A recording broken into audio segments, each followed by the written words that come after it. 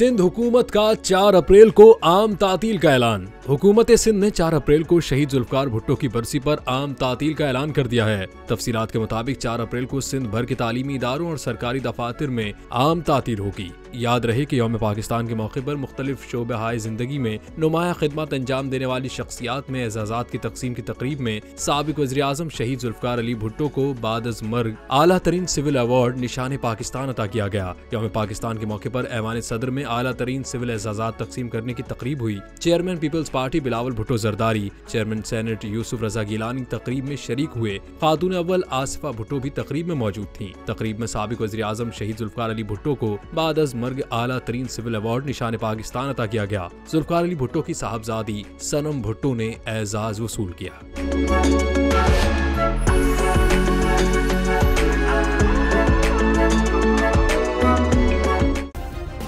Subscribe करें और bell दबाएं ताकि कोई खबर रह न जाए।